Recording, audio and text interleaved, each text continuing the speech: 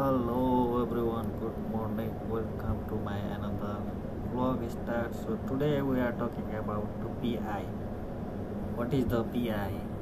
Let's find the here PI. One PI coin is value. Okay, one PI coin value in dollar. आजको दिनमा चाहिँ 1.94 रहेछ। अहिले 8 बजेदेखि 24 आवरको लागि हो यो।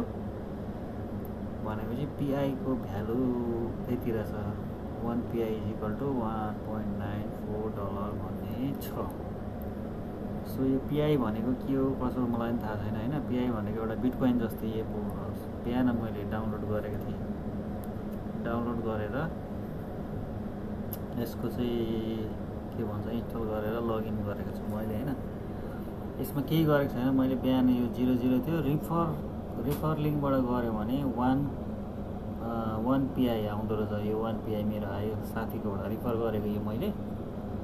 सो मेरोमा अहिले बिहानदेखि अहिलेसम्म चाहिँ 1453 चलिरहेको हो। देखेको होला नि यो चलिरहेको छ PI हैन। अनि यसको चाहिँ के रहेछ भनेर मैले यसो अलिकति हेरेँ। यसको लामो भिडियो रहेछ। यसको फेरि पछि अरू भिडियो बनाउँछु म।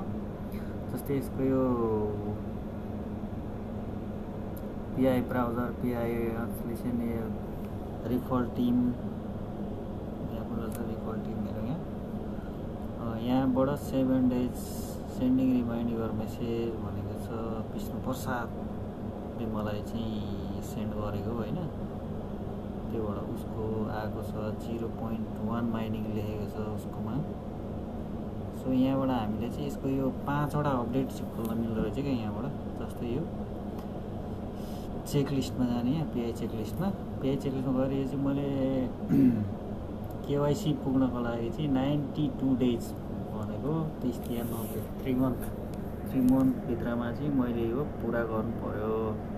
जम्मा 1 2 3 4 5 6 7 8 9 टोटल 9 वटा छ यहाँनिर हैन। र यसको म एक वटा गर्दै भिडियो बनाउँदै हाल्छु है त। के हुन्छ कसो हुन्छ है त। यो नम्बर 1 मा छ डाउनलोड PI के भन्छ। डाउनलोड PI ब्राउजर एप भनेछ। सेकेन्डमा क्रिएट युर PI वालेट भन्ने छ। थर्डमा कन्फर्म युर PI वालेट भन्ने छ भने फोर्थमा कमेन्ट लुक अफ कन्फिगरेसन भनेको छ। यो सबै गर्दा के हुन्छ थाहा छैन। सिक्युरिटी योर एकाउन्ट भनेको छ। यो मेरो भेरिफिकेसन सबैको गर्नुपर्ने रहेछ यो।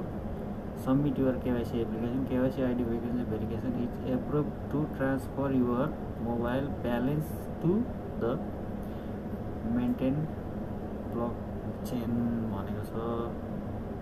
वेट फर KYC भनेको छ। KYC result will be dependent on identity verification your name matching with your PI account, searching for against government AMPL and anti-terrorist scanner list, and if the account has scrapping our policy violent story भनेको छ। यो भनेपछि चाहिँ जति पनि हाम्रो government नेममा जुन छ नि एक्चुअली त्यही हुनु पर्यो क्या। यहाँ पनि यसको एकाउन्ट बनाउँदाखेरि फेक नाम नराख्ने, युजर नेम जे राख्दा पनि भयो के अरे। अरूमा चाहिँ फेक नेम नराख्ने। त्यो कारणले गर्दाखेरि त्यो भनेको रहेछ। KYC कम्प्लिट यो माथि के भनेको रहेछ यो पनि मैले पुरै हेरेको छैन।